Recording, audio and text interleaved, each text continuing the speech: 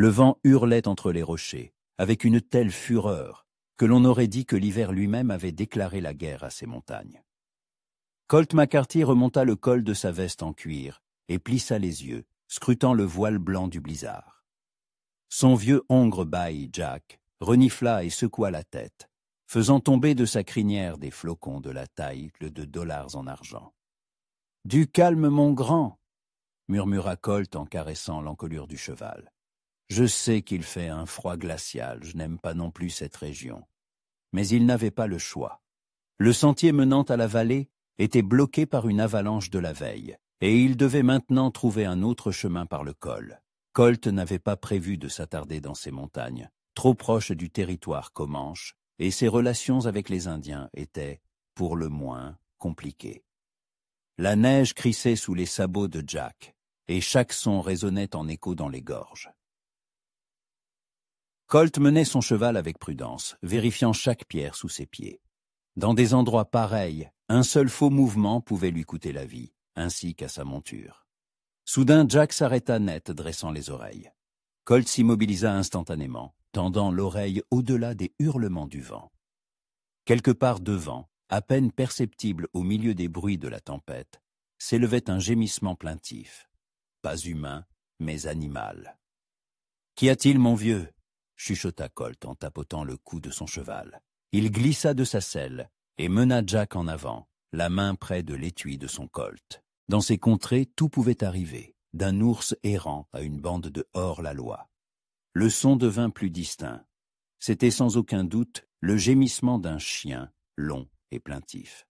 Au détour du sentier, Colt découvrit une scène qui le figea sur place. Dans une petite crevasse entre les rochers, à l'abri des rafales directes, une jeune indienne était accroupie, ses tresses noires. Ornée de perles bleues, qui brillaient même dans la lumière grise du blizzard, était coiffée dans le style traditionnel comanche. Elle portait une cape en peau de cerf à franges et des mocassins hauts, mais ses vêtements n'étaient manifestement pas conçus pour un tel froid. Dans ses bras reposait un grand chien de type laïka, blanc avec des taches grises.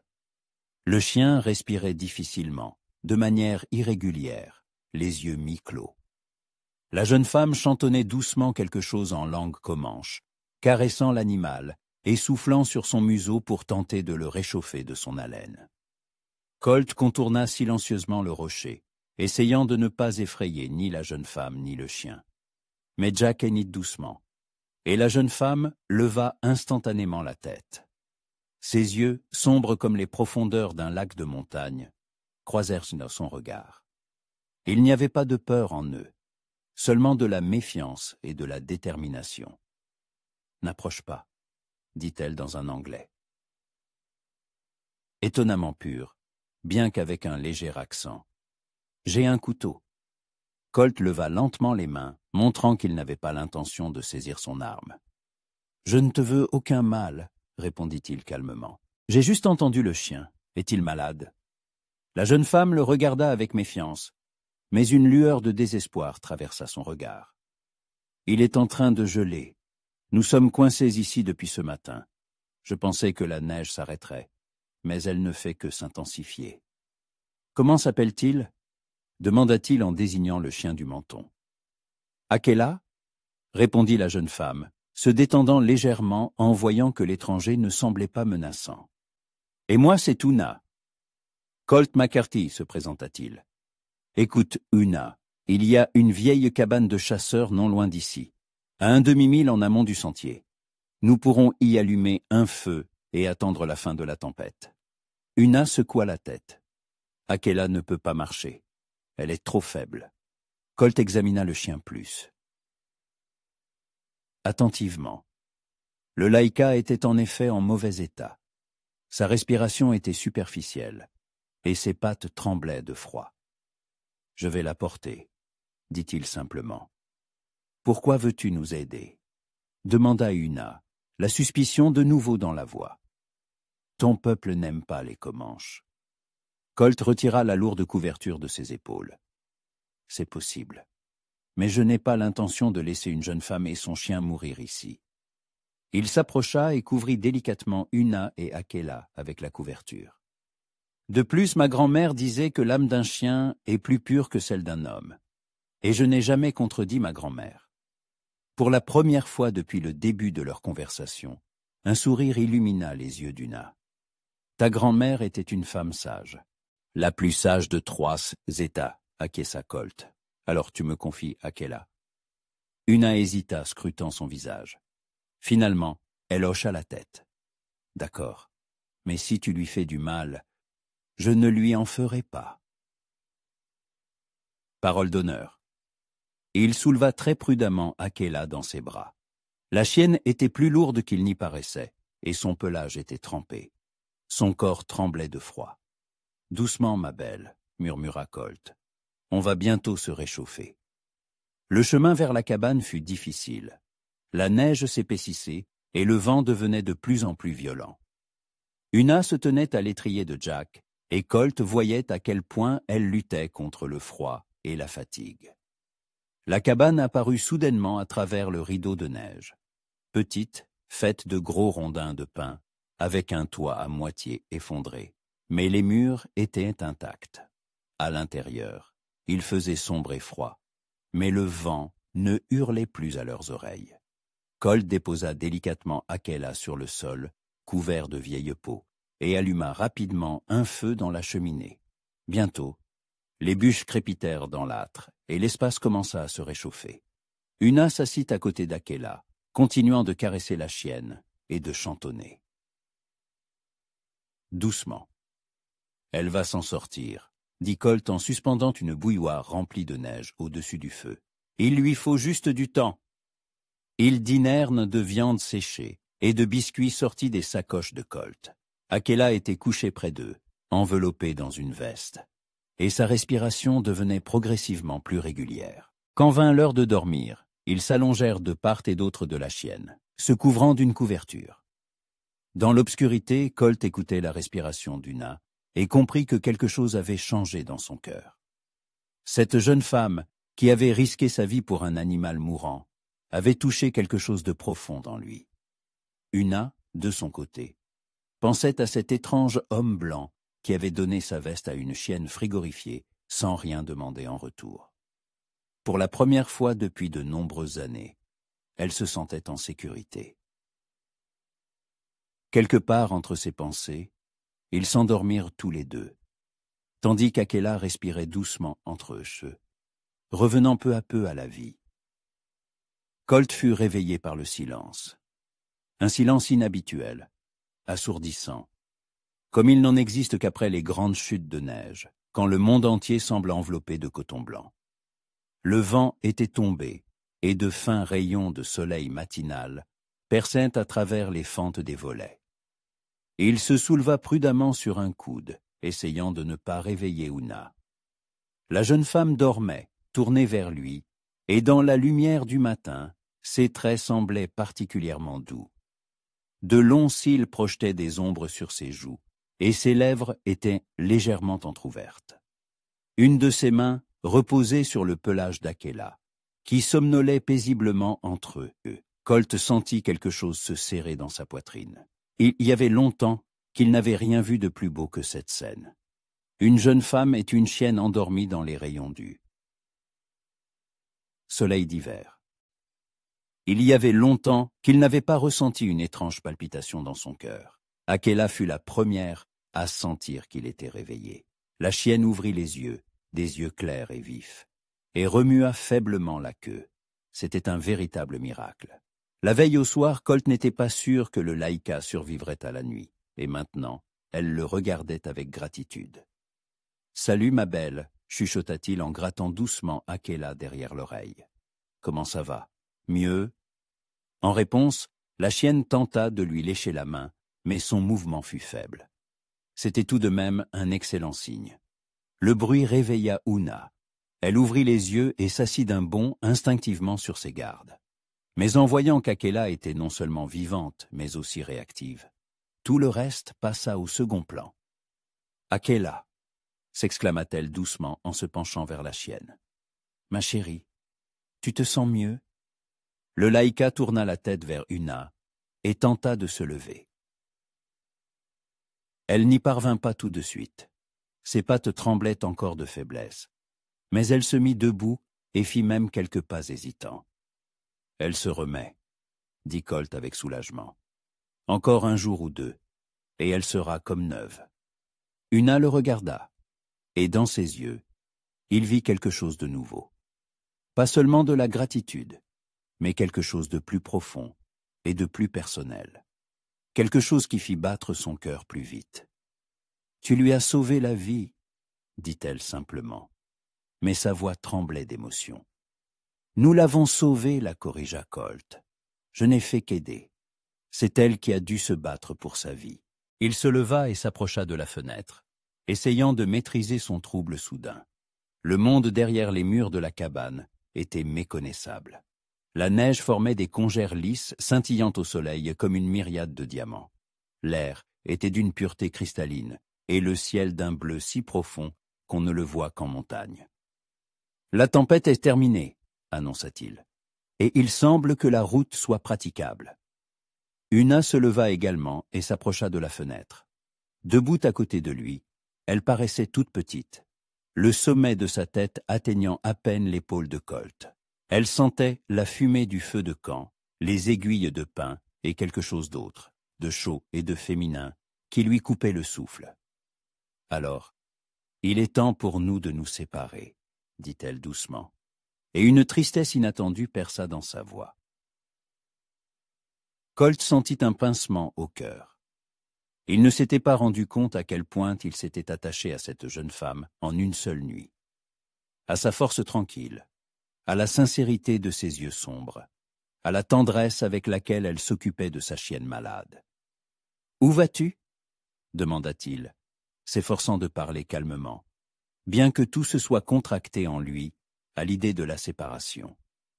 Una hésita, comme si elle se demandait si elle pouvait lui faire confiance. Colt voyait la lutte dans ses yeux, le désir de se confier et la prudence séculaire de son peuple. « Vers le nord, » dit-elle enfin. « Je dois. Il y a un endroit où je dois aller. Un endroit important. » Sa voix était résolue, mais Colt vit ses mains trembler. Quel que soit cet endroit, le chemin s'annonçait dangereux.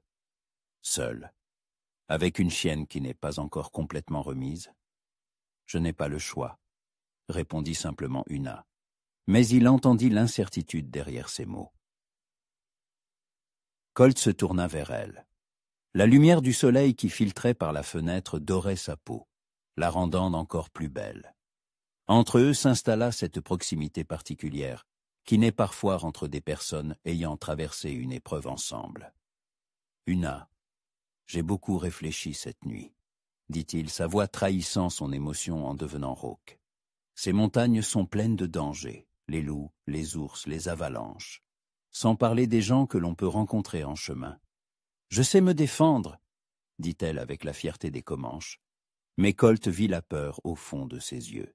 « Je n'en doute pas, mais même le guerrier le plus expérimenté ne peut pas faire face à toutes les menaces en même temps, tout en s'occupant d'une chienne malade. » Il fit un pas de plus, et la distance entre eux se réduisit à quelques centimètres.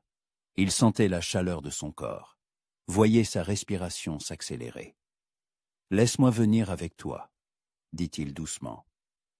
« Où que tu ailles, nous y arriverons vivants, ensemble. » Una leva les yeux vers lui, des yeux grands, sombres, pleins de surprises et d'autres choses. Quelque chose qui fit battre le cœur de Colt à tout rompre.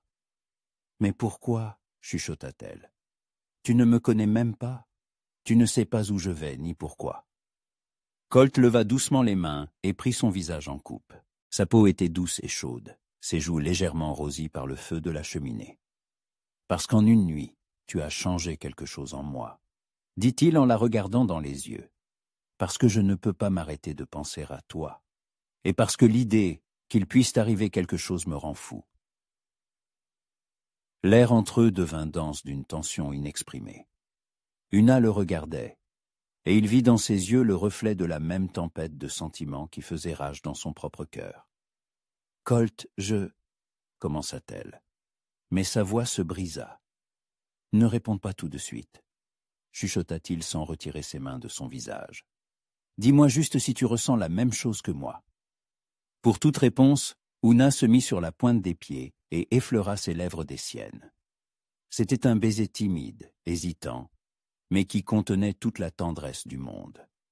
Colt se figea un instant, surpris. Puis il la serra plus fort contre lui, approfondissant le baiser. Le monde autour d'eux disparut.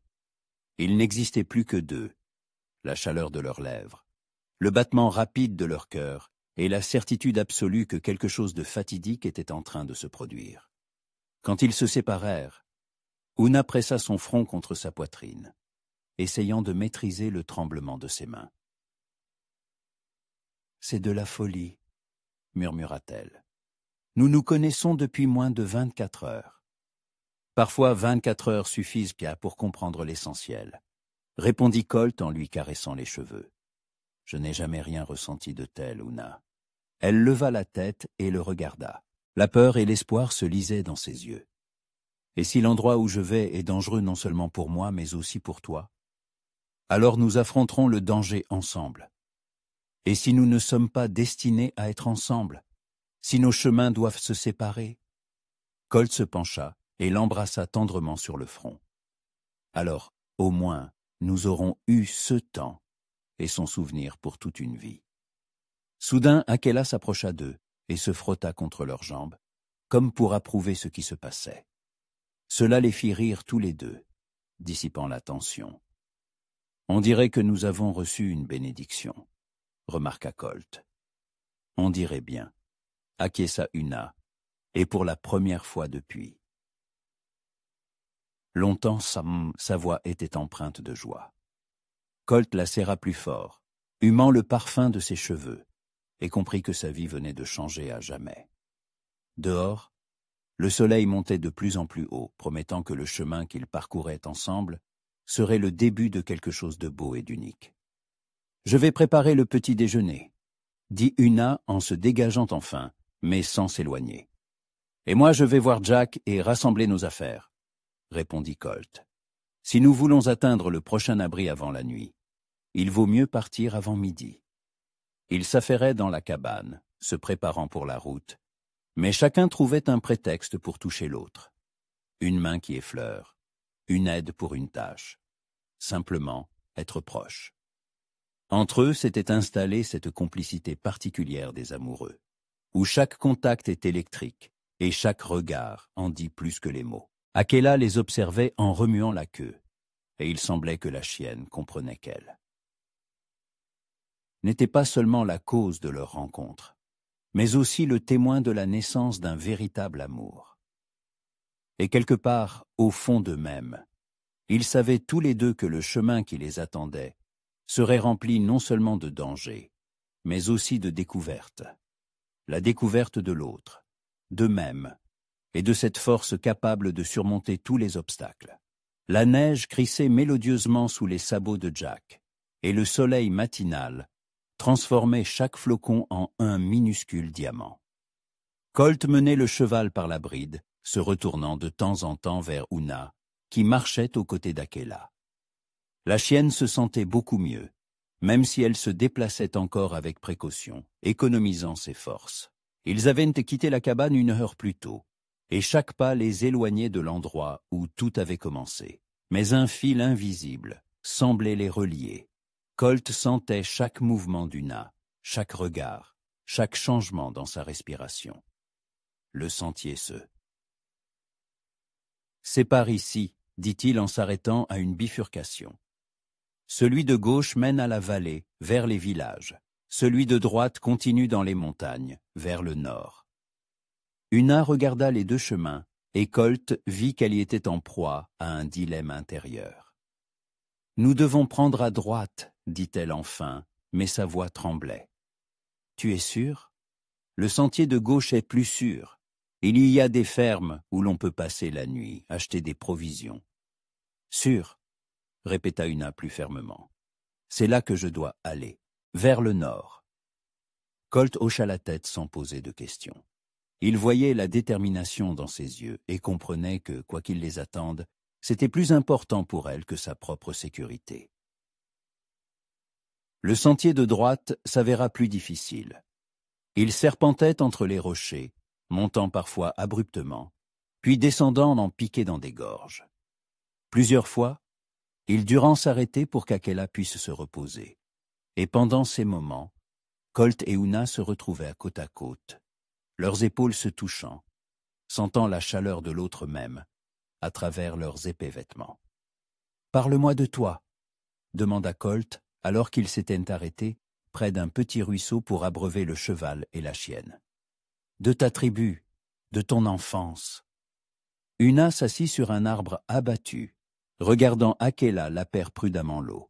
« Notre tribu erre dans les prairies du sud, » commença-t-elle. « Mon père est l'un des chefs de guerre. Il voulait que j'épouse le fils d'un autre chef, pour unir 2 clans. Mais moi... » Elle se tut, cherchant ses mots. « Mais tu ne le voulais pas, » suggéra doucement Colt en s'asseyant à côté d'elle. « Je voulais choisir moi-même. Je voulais que l'amour soit vrai, pas un marché. » Una le regarda. Dans ma tribu, les femmes ont rarement cette possibilité. Colt sentit une vague de tendresse pour cette jeune femme qui avait tout risqué pour le droit de choisir. Et que s'est-il passé? Je suis parti. J'ai dit à mon père que je trouverais ma propre destinée. Il s'est mis en colère, mais il n'a pas pu m'arrêter. Il a dit que si je trouvais ce que je cherchais et que je revenais avec des preuves, il reconnaîtrait mon droit de choisir. Et que cherches-tu? Una se leva et s'approcha du ruisseau, puisant de l'eau dans ses mains. Il existe une légende sur un lieu sacré au nord, où les esprits parlent directement aux hommes. Si je le trouve et que je reçois un signe des esprits, cela signifiera que les dieux approuvent de mon chemin. Colt comprenait maintenant pourquoi elle se dirigeait si résolument vers le nord, malgré tous les dangers. Ce n'était pas un simple voyage, c'était une épreuve qui devait déterminer le reste de sa vie. Et si tu ne trouves pas cet endroit, alors je rentrerai et j'épouserai celui que mon père aura choisi, répondit simplement Una. C'est le prix de l'échec. Colt se leva et s'approcha d'elle. Il la tourna doucement vers lui par les épaules. Et si tu le trouves, que se passera-t-il alors? Una le regarda dans les yeux, et il y vit de l'espoir, de la peur et autre chose, quelque chose qui fit manquer un battement à son cœur. Alors je serai libre de choisir mon destin, murmura-t-elle. Et qui choisiras-tu? Demanda-t-il, bien qu'il connaisse déjà la réponse à la façon dont elle le regardait. Au lieu de mots, Una se mit sur la pointe des pieds et l'embrassa. Cette fois, le baiser n'était pas timide, mais plein de passion et de désespoir. Colt la serra fort, sentant son corps trembler, et comprit qu'il tombait de plus en plus amoureux à chaque instant. Quand ils rompirent le baiser, ils respiraient tous deux difficilement. « Je n'ai jamais ressenti ça », avoua Una en se blottissant contre sa poitrine. « Je n'aurais jamais pensé qu'un cœur pouvait battre si vite pour un simple regard.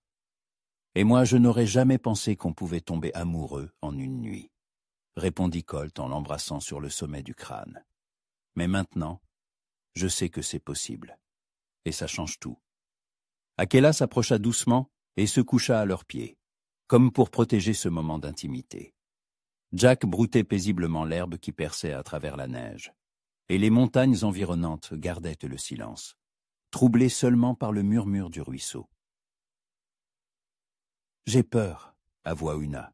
« Peur de ne pas trouver ce que je cherche, peur de le trouver, mais que les esprits n'approuvent pas mon choix, et peur que je disparaisse de ta vie ?» termina Colt. Elle hocha la tête sans la relever. « Ça n'arrivera pas, » dit-il fermement. « Quoi que disent les esprits, je ne te quitterai pas, même s'il faut me battre contre ton père, ta tribu, le monde entier. » Una leva la tête et le regarda avec surprise. « Tu es prête à faire ça? Pour une femme que tu ne connais que depuis un jour? »« Pour la femme que j'aimerais toute ma vie ?» la corrigea Colt. « Oui, je suis prêt. » Ces mots changèrent de quelque chose entre eux. L'air devint plus dense, les regards plus brûlants. Colt sentit naître en lui un désir qu'il n'avait jamais connu auparavant. pas une simple attirance physique, mais quelque chose de bien plus profond et de plus total. « Nous devons continuer », dit Oona, mais sa voix était rauque. « Il faut trouver un endroit où passer la nuit avant la tombée du jour. »« Oui, » acquiesça Colt, bien qu'il aurait voulu rester là près du ruisseau et la tenir dans ses bras jusqu'à la fin des temps. Ils reprirent leur route, mais une nouvelle intimité s'était installée entre eux. Oona marchait à côté de Jack, tandis que Colt menait le cheval, et leurs mains se frôlaient sans cesse. Chaque contact envoyait des vagues de chaleur à travers son corps. Chaque regard promettait ce qui ne pouvait encore être dit à voix haute. Le sentier devint de plus en plus escarpé et dangereux. À un endroit, ils durent guider Jack sur une corniche étroite au-dessus d'un précipice, et Colt tint fermement la main d'Oona, ne la lâchant pas une seconde. Ses doigts s'entrelacèrent avec les siens, et ce simple contact signifiait plus que n'importe quel mot. En milieu de journée, ils atteignirent un petit plateau où, parmi les pins, se dressait une tour en ruine, vestige d'un ancien poste de guet. En peu. « Passez la nuit ici, » dit Colt en inspectant les ruines. « Les murs sont en partie intacts, le vent ne nous dérangera pas. » Oona hocha la tête, mais il vit qu'elle était plus fatiguée qu'elle ne le laissait paraître. Akela avait aussi besoin de repos. La chienne avait courageusement marché toute la journée, mais ses pattes tremblaient de fatigue. Ils installèrent leur campement au milieu des ruines. Colt alluma un feu, et Oona prépara le dîner avec leurs maigres provisions. Ils travaillaient en silence, mais entre eux régnait cette harmonie particulière que l'on ne trouve que chez les gens qui se comprennent sans mots. À la nuit tombée, ils étaient assis près du feu, blottis l'un contre l'autre. Akela dormait, enroulé en boule à leurs pieds, et Jack mâchait paisiblement du foin non loin de là. Les montagnes environnantes se découpaient en silhouettes noires sur le ciel étoilé. « Demain, nous atteindrons l'ancien col, » dit doucement Oona. « C'est là que commence la partie la plus difficile du chemin. »« On y arrivera, » répondit Colt en l'embrassant sur la tempe. « Ensemble, on peut tout affronter. » Oona se tourna vers lui et, à la lueur du feu, ses yeux semblaient d'une noirceur insondable. « Colt, et si... » Il la fit taire d'un baiser, ne lui permettant pas d'exprimer ses doutes. Ce baiser fut long et avide, plein de promesses et de désirs inexprimés. Quand ils se séparèrent, ils respiraient tous deux difficilement. « Ne pense pas à ce qui pourrait arriver, » murmura Colt. « Pense à ce qui est, maintenant. Nous sommes ici, nous sommes ensemble, et c'est suffisant. » Oona hocha la tête et se serra plus fort contre lui. Ils restèrent ainsi jusqu'à tard dans la nuit, écoutant le crépitement du feu et échangeant de temps en temps quelques mots à voix basse. Quand vint l'heure de dormir, ils s'allongèrent côte à côte, sous une seule couverture, chacun sentant la chaleur du corps de l'autre, le battement de son cœur, chaque souffle. Le sommeil ne venait pas. Trop d'émotions, une attirance trop forte, une conscience trop aiguë que quelque chose de fatidique se jouait entre eux. Colt était allongé sur le dos, et Oona avait posé sa tête sur son épaule, et cette simple confiance le touchait plus que n'importe quelle passion. « Tu dors » chuchota-t-elle dans l'obscurité. « Non. Et toi ?»« Moi non plus. Trop de pensées. » Colt se tourna sur le côté et la serra plus fort. Dans le noir, leurs visages étaient très proches, et il sentait son souffle sur sa peau. « À quoi tu penses ?»« À toi » avoua honnêtement Oona, « à la vitesse à laquelle tout a changé. » Hier, j'étais seul, prêt à mourir dans les montagnes. Et aujourd'hui, tu n'es plus seul, et tu ne le seras plus jamais, à moins que tu ne le veuilles. Oona tendit la main et lui toucha la joue. Ses doigts étaient chauds et doux, et leur contact fit parcourir une vague de désir dans le corps de Colt. « Je ne voudrais jamais être sans toi, » murmura-t-elle, « mais j'ai peur que nous n'ayons pas le choix. »« On a toujours le choix, » répondit Colt en couvrant sa main de la sienne. « Parfois difficile, parfois douloureux, mais on a toujours le choix. Et je te choisis, Oona, quoi qu'il arrive. » Elle l'embrassa en retour, et ce baiser était plein de désespoir et d'espoir à la fois. Ils s'embrassèrent longtemps, avidement, comme s'ils essayaient de graver ce moment dans leur mémoire pour toujours. Puis, ils restèrent simplement dans les bras l'un de l'autre, écoutant le silence de la nuit et sachant que demain les attendrait de nouvelles épreuves, mais qu'ils les affronteraient ensemble. Et quelque part, au fond d'eux-mêmes, ils savaient tous les deux que ce chemin les changerait à jamais, les rendant plus forts, plus proches l'un de l'autre, et prêts à affronter toutes les épreuves que le destin pourrait leur réserver. Colt fut réveillé par le grognement inquiet d'Akela. La chienne se tenait à l'entrée de la tour en ruine, scrutant intensément l'obscurité de l'aube. Le poil de son échine était hérissé, et un son bas et menaçant sortait de sa gorge. « Qu'y a-t-il, ma belle ?» chuchota Colt en se dégageant doucement des bras d'Una endormie. Il se leva sans bruit et s'approcha d'Akela, tendant l'oreille au bruit de la nuit. D'abord, rien, seulement le murmure du vent dans les pins et le crépitement des braises dans le feu. Mais ensuite, il entendit ce qui avait alarmé là. Chienne. Des aboiements lointains, résonnant en écho entre les rochers. Des loups, souffla Colt, vérifiant instinctivement le colt dans son étui. Una se réveilla instantanément, sentant son mouvement. La jeune femme s'assit, regardant autour d'elle avec anxiété. Que se passe-t-il? Akela a senti des loups. Ils sont loin, mais ils approchent. Una se leva et s'approcha d'eux, posant une main sur la tête de la chienne. Akela se calma légèrement à son contact, mais continua de regarder fixement dans l'obscurité. « Combien sont-ils » demanda doucement Una. D'après les voix, une meute. Au moins 6 individus. Colt évalua rapidement leur position. La tour en ruine offrait une certaine protection, mais les murs n'étaient pas hauts, et les loups pouvaient arriver de n'importe quel côté. Jack hennit nerveusement, sentant le danger. « Il faut raviver le feu » dit-il en ramassant déjà des branches sèches. « Les loups ont peur des flammes. » Una l'aidait, se déplaçant rapidement et sans bruit. Au cours des jours passés ensemble, une compréhension tacite s'était développée entre eux. Chacun savait quoi faire, sans avoir à discuter des plans. Les hurlements se rapprochèrent. Colt pouvait maintenant distinguer les voix des différents animaux. C'était une grande meute, affamée et déterminée. En hiver, les proies étaient enrôlées dans les montagnes, et l'odeur des humains et d'un cheval pouvait les attirer de loin. « Ils nous encerclent », remarqua Una en désignant les différents points d'où provenaient les sons. Colt hocha la tête, allumant un second feu près du mur opposé. « Mais nous ne sommes pas sans défense. J'ai un fusil et un colt, et toi ?»« Un arc et un couteau », répondit Una en sortant de ses sacoches un élégant arc indien et un carquois de flèches. Et Akela se battra à nos côtés. Comme Aken en réponse à ces paroles, la chienne aboya doucement, non pas de manière agressive, mais en guise d'avertissement. Premières ombres grises apparurent à la lisière de leur campement.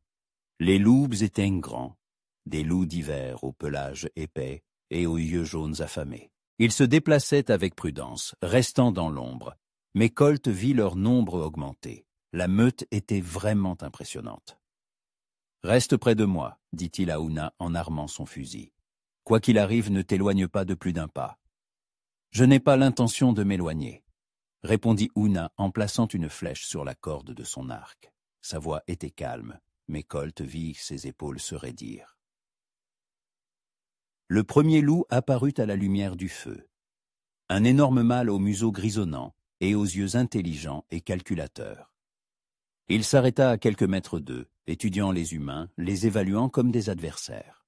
« Le chef de meute, » murmura Una. « Si nous l'effrayons, que les autres pourraient en reculer. » Colt leva lentement son fusil, visant le grand loup. Mais celui-ci semblait sentir le danger et ne s'approchait pas, se tenant à la limite entre la lumière et l'ombre. Soudain, un aboiement rageur retentit à droite. Un des loups tentait de s'attaquer à Jack. Le cheval se cabra, se défendant avec ses sabots, mais le prédateur était rapide et agile. Una se tourna instantanément et décocha une flèche. Elle passa à un pouce du museau du loup, se plantant dans un arbre derrière lui. L'animal recula, mais ne battit pas en retraite. « Bon tir, dit Colt, sans quitter le chef de meute des yeux. Mais ils ont compris que nous sommes armés. Maintenant, ils vont agir plus prudemment. » La meute commença à resserrer le cercle. Les loups se déplaçaient de manière synchronisée, comme sur commande, arrivant de différents côtés. Akela allait et venait entre Colt et Una, prête à se jeter sur quiconque s'approcherait de trop près. « Ils sont plus malins que je ne le pensais, » remarqua Una, suivant le mouvement des prédateurs. « Ils essaient de détourner notre attention. » À ce moment, ce que Colt craignait le plus se produisit. Les loups attaquèrent simultanément de 3 côtés. 2 se jetèrent sur Jack, un tenta de contourner le feu par la gauche, et le chef de meute se décida enfin à une attaque frontale. Colt tira sur le chef de meute. La balle atteignit sa cible, mais ne fit que blesser la bête à l'épaule. Le loup blessé hurla de douleur et de rage, mais ne recula pas, devenant encore plus dangereux. Una décocha 2 flèches presque simultanément. Une sur le loup qui attaquait Jack, l'autre sur celui qui tentait de les prendre à revers. Les 2 atteignirent leur cible, mais les prédateurs étaient coriaces. Akela se jeta sur le chef de meute blessé, l'empêchant d'atteindre les humains. Les 2 canidés s'engagèrent dans un combat féroce, roulant sur la neige dans un enchevêtrement de fourrures grises et blanches. « Akela !» cria Una, essayant de viser, mais les animaux bougeaient trop vite. Colt rechargea son fusil et tira sur l'un des loups qui s'en prenait à Jack. Cette fois, le tir fut mortel. Le prédateur s'effondra au sol. Les autres loups hésitèrent un instant, mais ne reculèrent pas. Le chef de meute blessé réussit à se dégager d'Akela et se jeta directement sur Colt. Il n'eut pas le temps de recharger. Il dégaina son Colt et tira à bout portant. Le loup s'effondra à ses pieds, mais ses griffes eurent le temps de lui déchirer la manche de sa veste. « Colt !» cria Una effrayée en voyant le sang sur son bras. « Une égratignure !» répondit-il, bien que son bras le brûlât de douleur. « Comment va Akela ?» La chienne se releva, respirant difficilement. Des taches rouges maculaient son pelage blanc, mais elle tenait bon, prête pour une nouvelle attaque. La mort du chef de meute changea l'humeur de la meute. Les loups restants commencèrent à reculer, mais lentement, sans vouloir abandonner complètement. Ils se retirèrent au-delà de la lumière des feux, mais continuaient de tourner autour du campement. « Ils ne sont pas partis, » remarqua Una, plaçant une nouvelle flèche sur sa corde. « Ils attendent le bon moment. » Colt rechargea son fusil, et son Colt sans quitter des yeux les ombres qui se déplaçaient dans l'obscurité. Alors, faisons-leur comprendre qu'il n'y aura pas de bon moment. Il visa l'une des ombres et tira. Un hurlement de douleur retentit. La balle avait trouvé sa cible. Una décocha une flèche dans une autre direction, et un autre loup hurla. Après cela, le silence se fit dans la forêt. Les prédateurs avaient enfin compris que les humains étaient trop dangereux et que la proie ne valait pas les pertes. Progressivement, les hurlements s'éloignèrent jusqu'à s'éteindre complètement. Colt et Una se tenaient dos à dos, toujours prêts au combat, mais la tension commença peu à peu à retomber. Akela s'approcha d'eux, boitant d'une patte, mais la tête haute. « Ils sont partis, » dit Una avec soulagement en baissant son arc. « Oui, mais ils pourraient revenir à l'aube, » répondit Colt en examinant son bras blessé. « Il faut soigner nos blessures et nous préparer à partir. » Una s'approcha de lui et remonta délicatement la manche de sa veste. 3 profondes griffures traversèrent son avant-bras, mais les os n'étaient pas touchés. « Il faut nettoyer et penser ça, » dit-elle en sortant de ses provisions des herbes. Les Comanches ont de bons remèdes pour ce genre de blessures. Elle mélangea de l'eau chaude dans une tasse, y ajouta des feuilles séchées, et bientôt, une odeur épicée se répandit dans le campement. Puis elle commença à nettoyer délicatement les plaies, et Colt s'efforça de ne pas montrer sa douleur. « Tiens bon, » murmura-t-elle, et ses attouchements étaient si doux que la douleur s'estompa presque. « Je tiens bon, » répondit-il en regardant son visage concentré à la lueur du feu. « Grâce à toi, je tiens bon. » Quand elle eut fini avec sa blessure, ils examinèrent Akela. La chienne était égratignée, mais n'avait pas de blessures graves. Les Laïkas sont des combattants nés, et Akela l'avait prouvé. « Elle nous a sauvés, » dit Colt en caressant doucement la chienne. « Sans elle, le chef de meute aurait pu nous atteindre plus tôt. »« Akela est une vraie guerrière, » acquiesça Ouna avec fierté, « tout comme toi. » Elle se tourna vers Colt, et dans ses yeux, il vit quelque chose de nouveau. Pas seulement de l'amour ou de la gratitude, mais de l'admiration et du respect. Ce qui ne naît que dans le combat, aux côtés d'une personne à qui l'on peut confier sa vie. « Tu t'es battu pour nous, » dit-elle doucement. « Tu as risqué ta vie pour moi et Akela. »« Tu pensais que j'agirais autrement ?» s'étonna Colt. « Beaucoup d'hommes en danger ne pensent qu'à eux-mêmes. Mais toi, tu t'es interposé entre nous et les loups sans hésiter une seconde. » Elle fit un pas de plus, et Colt sentit la chaleur de son corps, même à travers ses vêtements. « Je t'aime, Colt McCarthy, » murmura-t-elle. « Je t'aime non seulement pour ta bonté, mais aussi pour ton courage, pour le fait que tu es prête à te battre pour ceux que tu aimes. » Una, commença-t-il, mais elle l'embrassa, ne lui laissant pas le temps de finir. Ce baiser était différent des précédents. Il y avait la passion née du danger, de l'adrénaline, de la conscience aiguë de la facilité avec laquelle on peut se perdre. Ils s'embrassèrent avidement, désespérément, comme s'ils essayaient d'exprimer en un seul baiser tous les sentiments qui submergèrent leur cœur. Quand ils rompirent le baiser, ils respiraient tous deux difficilement. Colt serra Una contre lui si fort qu'elle pouvait à peine respirer.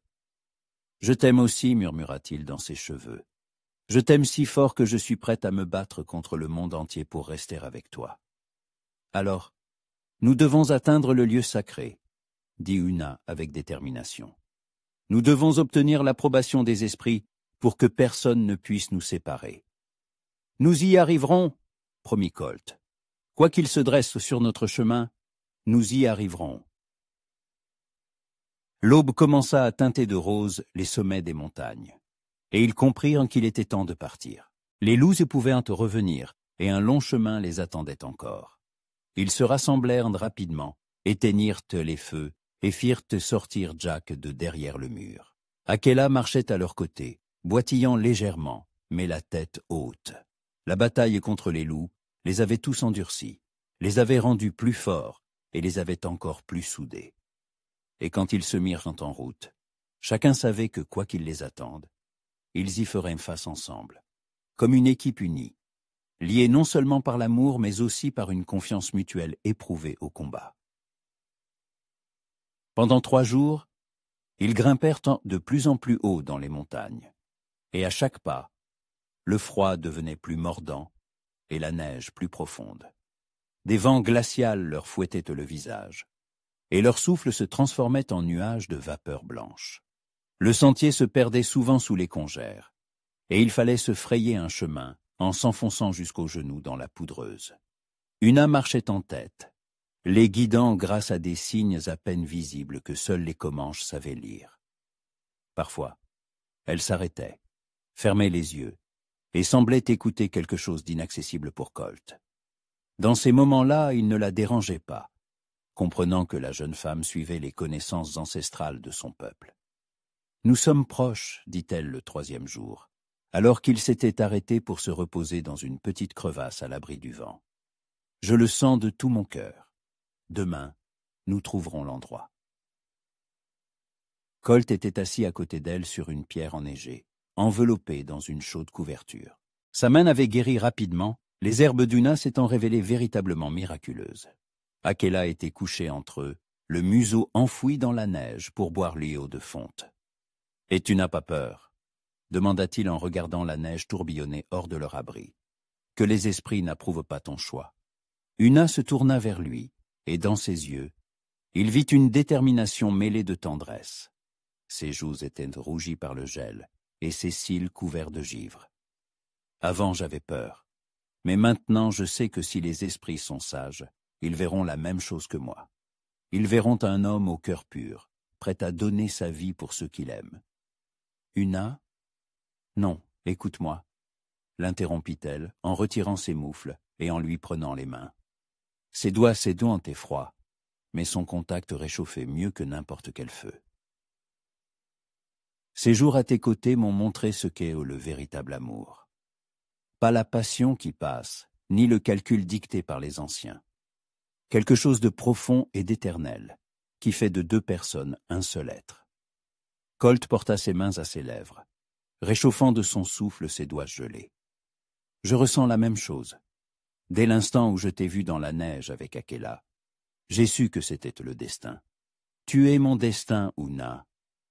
Ils restèrent enlacés, écoutant le hurlement du vent dans les rochers et regardant le crépuscule s'installer. Jack se tenait non loin, couvert d'une chaude couverture, et reniflait de temps en temps pour chasser la neige de son museau. Akela, fatigué par la longue marche, s'était enroulé en boule à leurs pieds. « Quoi qu'il arrive demain, » dit doucement Una, ses paroles se transformant en vapeur dans l'air glacial, « je veux que tu saches que ces jours ont été les plus heureux de ma vie. » « Demain ne sera pas la fin, » répondit fermement Colt, en la serrant plus. Fort pour la réchauffer. Demain sera le début de notre nouvelle vie. Quand la nuit fut complètement tombée, ils allumèrent un petit feu au fond de la crevasse, où les flammes étaient protégées du vent. Le feu projetait des reflets chauds sur les murs enneigés de leur abri temporaire. Ils préparèrent un bouillon chaud avec de la viande séchée, et la vapeur des tasses réchauffait leurs visages gelés. « Je veux te montrer les prairies au printemps, » disait Una, blottie contre lui sous une couverture commune. « Quand la neige fondra et que l'herbe percera la terre. Je veux que tu vois les troupeaux de bisons, courant comme une rivière noire sur la plaine verte. Et moi je veux te montrer la ferme de mon ami dans la vallée, » répondait Colt en lui caressant les cheveux. « Il y a une petite maison près du ruisseau où nous pourrions vivre, petite mais chaude, avec une grande cheminée et une écurie pour Jack. Et une place pour Akela? Bien sûr, Akela fait partie de notre histoire. Sans elle, nous ne nous serions jamais rencontrés. » Ils parlèrent jusqu'à tard dans la nuit, tandis que le feu se réduisait à des braises rougeoyantes, faisant des projets d'avenir et se réchauffant mutuellement. Et quand ils s'endormirent, blottis l'un contre l'autre sous toutes les couvertures qu'ils possédaient, il y avait entre eux une telle compréhension et une telle proximité, qu'on aurait dit qu'ils se connaissaient et depuis toujours. Mais le sommeil ne venait pas. Le gel s'infiltrait même à travers leur abri chaud, et le lendemain les préoccupait trop. Colt était allongé sur le dos, sentant Una trembler de froid et d'excitation. « Tu ne dors pas ?» murmura-t-il. « Trop froid et trop de pensées. » Colt la serra plus fort, essayant de la réchauffer de son corps. « À quoi penses-tu ? À toi, à nous, à ce qui se passera si les esprits disent non. Alors nous trouverons un autre chemin, dit-il avec conviction. Nous partirons loin au sud, là où il fait plus chaud, nous. Construirons notre maison, nous aurons des enfants. Des enfants ? Répéta Una, et sa voix était empreinte de tendresse. Tu n'en veux pas ? Si, j'en veux, avoua-t-elle doucement.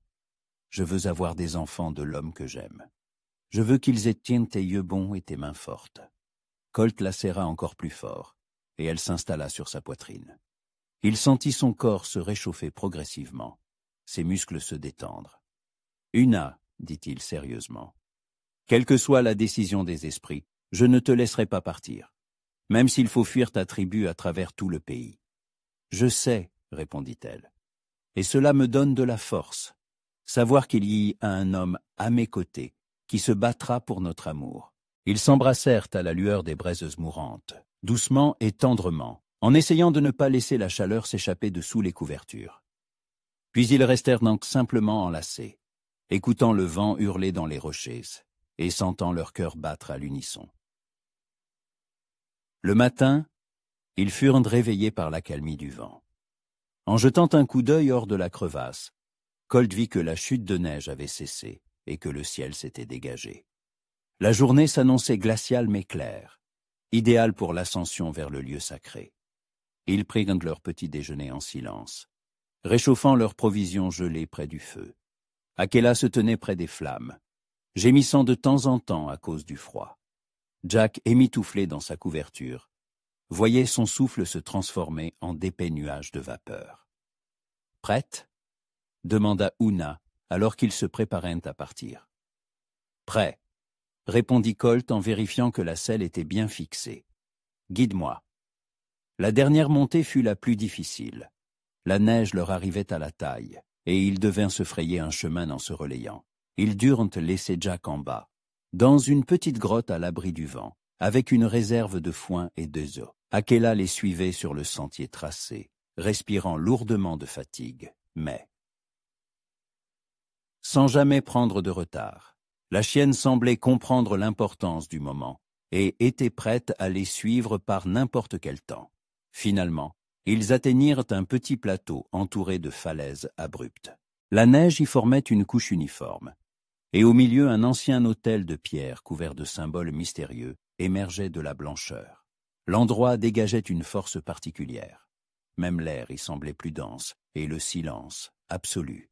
« Le voilà », murmura Oona avec révérence, son souffle se transformant en un nuage blanc. « Le lieu sacré de mes ancêtres. » Colt regarda autour de lui. Malgré la rudesse du paysage hivernal, cet endroit était vraiment spécial. Même lui, peu familier des traditions indiennes, sentait la présence de quelque chose d'ancien et de puissant. « Que faut-il faire ?» demanda-t-il. « Je dois dégager l'autel de la neige et prier les esprits, leur parler de mon choix. Et ensuite nous connaîtrons leur réponse. » Oona s'approcha de l'autel et balaya délicatement la neige de la surface de pierre.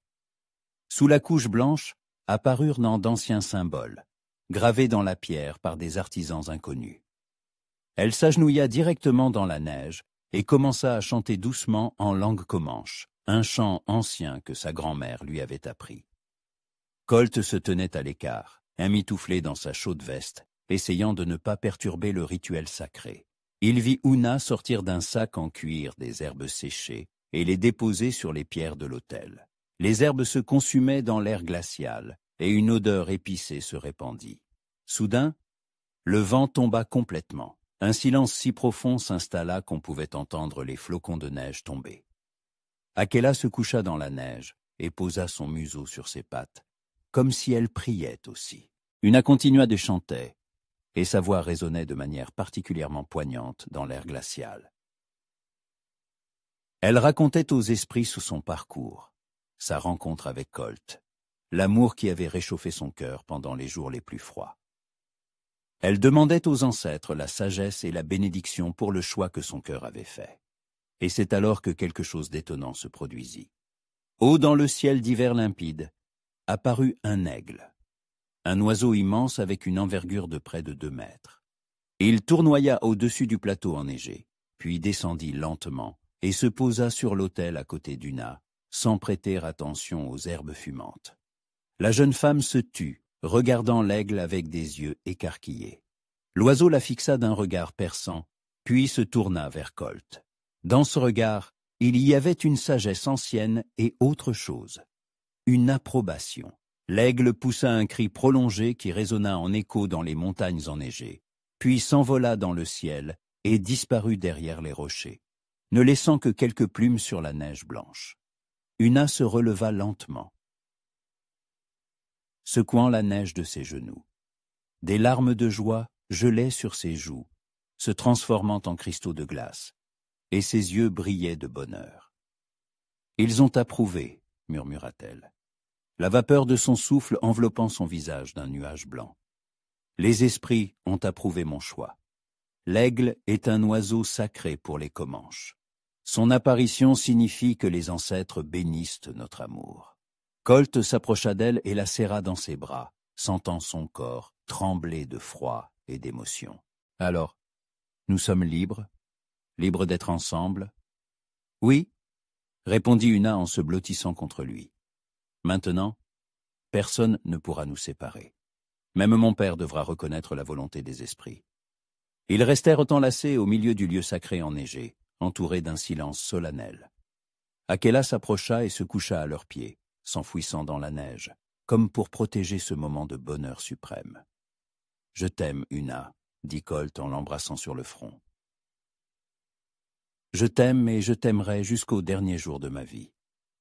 Et moi aussi je t'aime, Colt McCarthy, mon guerrier, mon protecteur, mon destin. » Ils s'embrassèrent sous l'altibras, sous le ciel d'hiver, au milieu des pierres anciennes, bénis par les esprits des montagnes et par leur propre cœur.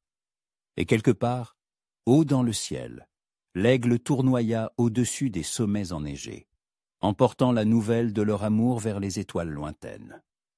Le chemin du retour ne semblait plus si difficile. Ils avaient la bénédiction des esprits. Ils avaient un amour qui les réchaufferait dans les froids les plus rudes. Et en descendant de la montagne vers Jack qui les attendait, chacun savait que leur véritable histoire ne faisait que commencer. Le printemps arriva plus tôt que d'habitude dans la vallée, et lorsque Colt et Una descendirent des sommets enneigés, ils furent accueillis par les premières timides plaques de terre déneigées et le chant des ruisseaux de fonte. Le voyage de retour dura 2 semaines, mais chaque jour était rempli du bonheur tranquille de ceux qui savent qu'une vie commune les attend. Jack marchait d'un pas alerte, comme s'il sentait l'approche de la civilisation, et Akela courait à ses côtés, complètement remise de toutes ses épreuves. La chienne était devenue un véritable membre de leur petite famille, une compagne dévouée et fidèle. « Regarde » dit Una en montrant la vallée qui s'ouvrait devant eux, après un autre virage du sentier de montagne. De la fumée sort d'une cheminée là-bas. Des gens. Colt arrêta Jack et scruta attentivement le lointain. En effet, dans la vallée, on distinguait une petite ferme, une maison, une grange, des enclos pour le bétail. Les premiers êtres humains depuis de nombreux jours de marche. « C'est la ferme de Jack O'Malley, » dit-il avec un sourire. « Mon vieil ami, il m'a souvent proposé de m'installer ici, de l'aider avec la ferme. » « Et que répondais-tu ? » ?»« Que je n'étais pas encore prête à me poser. Mais maintenant... » Colt se tourna vers elle. « Maintenant j'ai une raison de m'arrêter. » Una sourit, et c'était ce sourire particulier d'une femme qui se sait aimée et désirée. « Alors, allons faire la connaissance de ton ami. » Jack O'Malley les accueillit sur le porche de sa maison, un Irlandais trapu à la barbe grise et aux bons yeux bleus. Il serra Colt dans ses bras comme un frère, et quand celui-ci lui présenta Una, il ôta son chapeau et s'inclina avec une galanterie toute gentleman. « Madame McCarthy, dit-il, et Una rougit de surprise. Ils n'étaient pas encore mariés, mais O'Malley, avec tact, ne chercha pas à en savoir plus. « Juste Una, » répondit-elle dans son anglais légèrement accentué. « Alors, juste Jack, » sourit le fermier. « Entrez, je préparais justement le dîner. Et toi, Colt, tu réfléchis toujours à ma proposition. » Pendant le dîner, assis près de la cheminée chaleureuse, Colt fit part à son ami de sa décision. O'Malley écouta attentivement, jetant de temps en temps un coup d'œil à Una, qui était assise tranquillement à côté de Colt, caressant Akela. « Tu as donc décidé de te ranger, » dit le fermier quand Colt eut fini. « Et tu as bien raison. Un homme doit avoir un foyer et une famille. » Et justement, je comptais agrandir la ferme, construire une nouvelle maison sur le versant sud, là où le soleil brille toute la journée. Qu'est-ce que tu veux dire? Je veux dire que le terrain est excellent près du ruisseau. Si tu m'aides à construire, la maison sera à toi. Considère ça comme un paiement pour ton travail. Colt regarda Una et elle hocha imperceptiblement la tête. Dans ses yeux, Il lisait l'espoir et la volonté de commencer une nouvelle vie. Marché conclu, dit-il en serrant la main d'O'Malley. Quand est-ce qu'on commence? Dès que la terre aura complètement dégelé, dans 2 ou 3 semaines. Ces semaines passèrent rapidement. Il vivait dans la chambre d'amis de la ferme, et Una aidait la femme d'O'Malley aux tâches ménagères, se liant rapidement d'amitié avec la vieille Irlandaise. Mary O'Malley était une femme sage et comprit tout de suite que l'amour entre Colt et Una était sincère. « C'est pour quand le mariage ?» demanda-t-elle un soir, alors que les hommes discutaient des plans de construction. Colt et Una échangèrent un regard. Ils n'en avaient pas encore parlé, comme s'ils craignaient de briser leur fragile bonheur.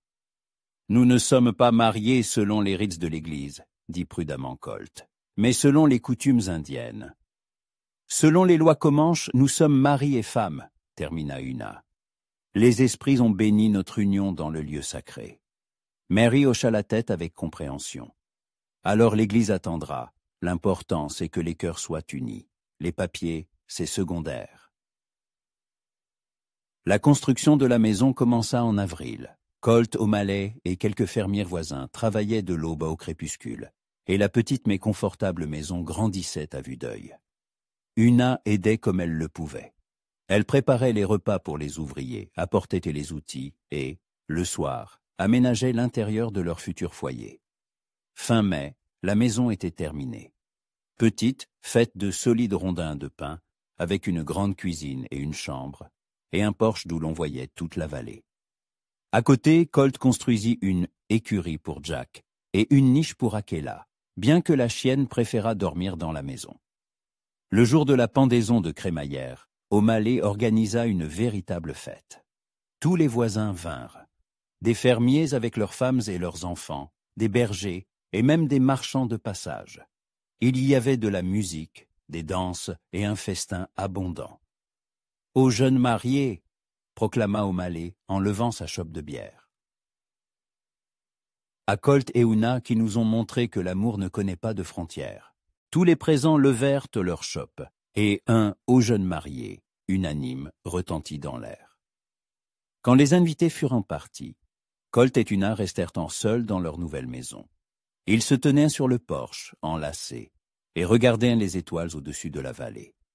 Akela était couchée à leurs pieds, et de l'écurie parvenait le hennissement tranquille de Jack.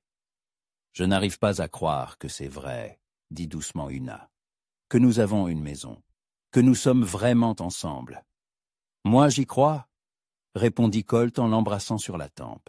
« J'y crois parce que j'ai parcouru un long chemin pour te trouver. Et maintenant, je ne te laisserai jamais partir. » Ils entrèrent dans la maison, et Colt franchit pour la première fois le seuil de son propre foyer, avec la femme qu'il aimait. Les bûches crépitaient dans la cheminée, et sur la table se trouvaient des objets simples mais beaux qu'Una avait. Choisis pour leur intérieur. « Bienvenue chez vous, Madame McCarthy, » dit-il solennellement. « Bienvenue chez vous, Monsieur McCarthy, » répondit-elle, et sa voix était empreinte d'une tendresse infinie. Ils restèrent longtemps assis près de la cheminée, faisant des projets d'avenir. Colt parlait de ses idées pour développer la ferme. Una du jardin qu'elle voulait créer derrière la maison. Ils parlèrent des enfants qu'ils voulaient avoir, de la manière dont ils les élèveraient dans l'amour et le respect des traditions de leurs 2 peuples. Quand vint l'heure de se coucher, ils montèrent dans la chambre. Une pièce simple avec un grand lit que Colt avait fabriqué de ses propres mains et des fenêtres orientées à l'est pour accueillir chaque lever de soleil. Pour la première fois depuis des mois, ils étaient vraiment seuls, dans leur propre maison, sans craindre d'être dérangés ou de devoir repartir le lendemain.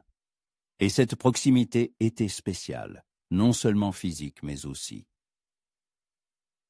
spirituelle. La proximité de 2 personnes qui avaient traversé des épreuves et s'étaient trouvées. « Je t'aime », murmura Una dans l'obscurité en se blottissant contre lui.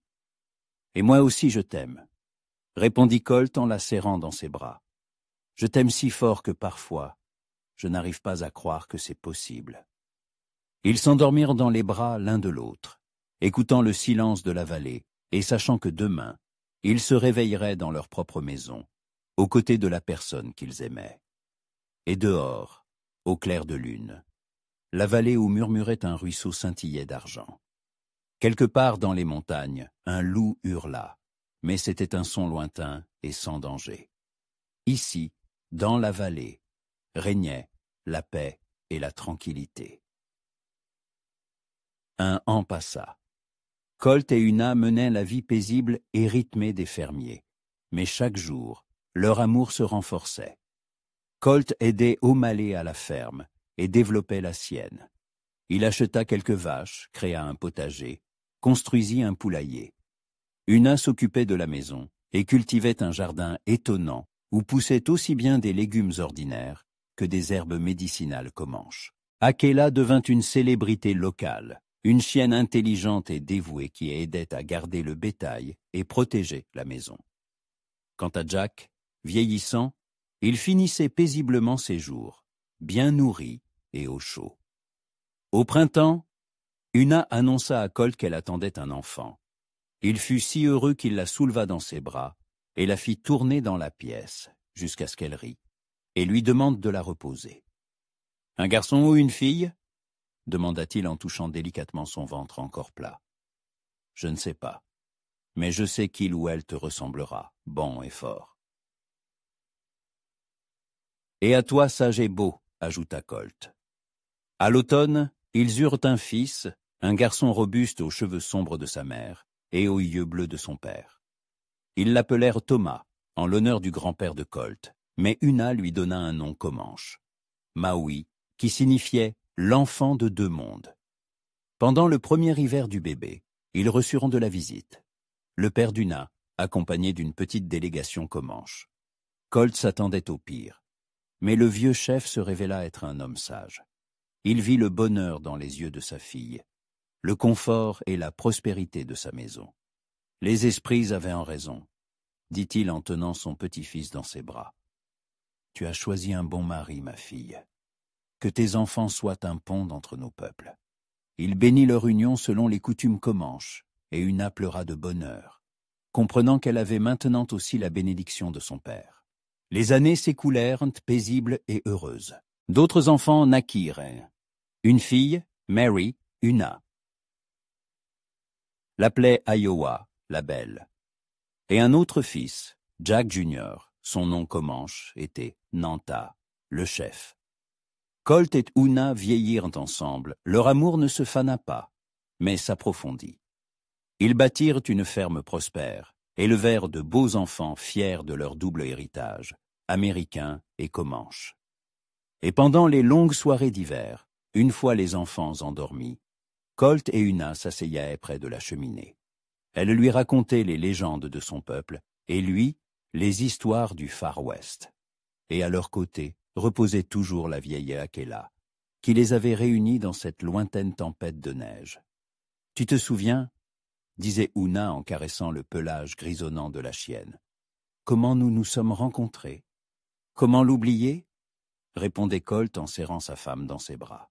« Le plus beau jour de ma vie. Et moi qui pensais mourir dans ces montagnes. Et tu as trouvé un foyer, une famille, l'amour. »